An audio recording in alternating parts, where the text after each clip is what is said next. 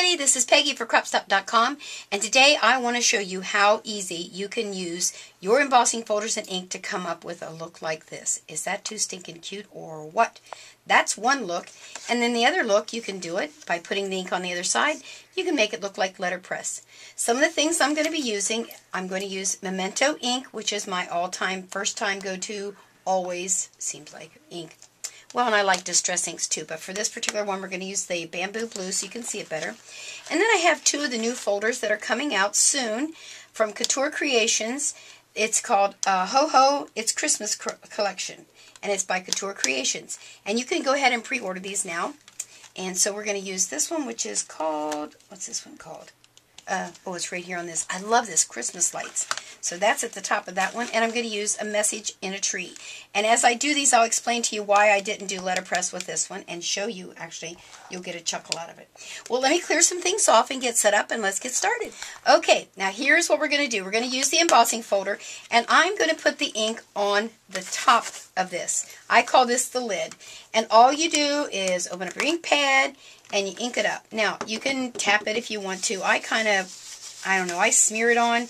Now, it does give you some little lines, but I kind of like that look myself, especially in this particular one, it's snow. So we can do a little bit of both. So we're going to ink it up really good.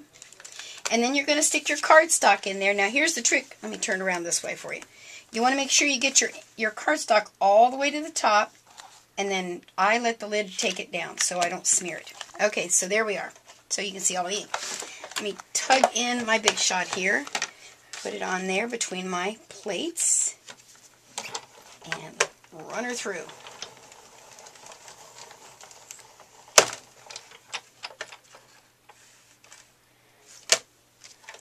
Alright, wait until you see this.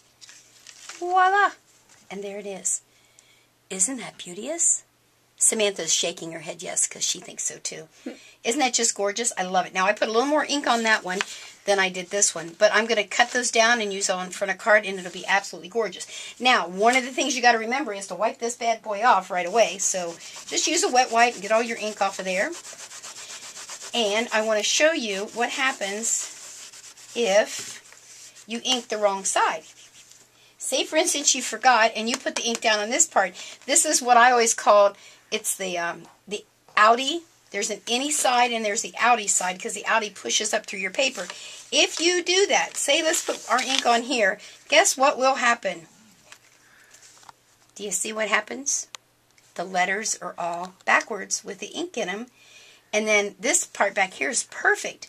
So if you want to get what I call the letterpress look, you do not want to use one that has words, unless you like to fool people and give them backwards words. I love the snow part, so here's what I did. So don't do that if it has words. You need to pick then a folder like this one that we call Christmas Lights. And I'm just going to give you a little example of how you do that.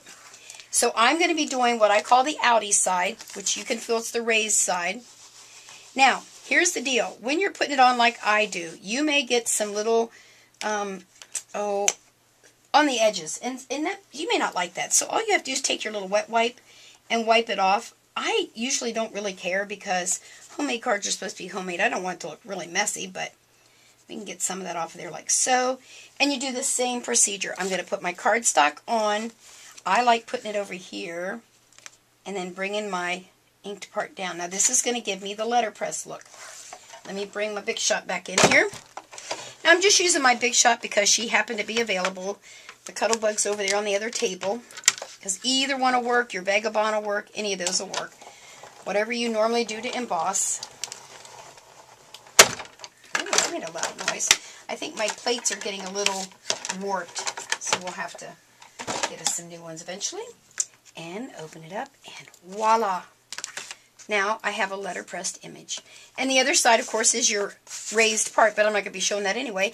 And there's my debossed, which looks like letterpress.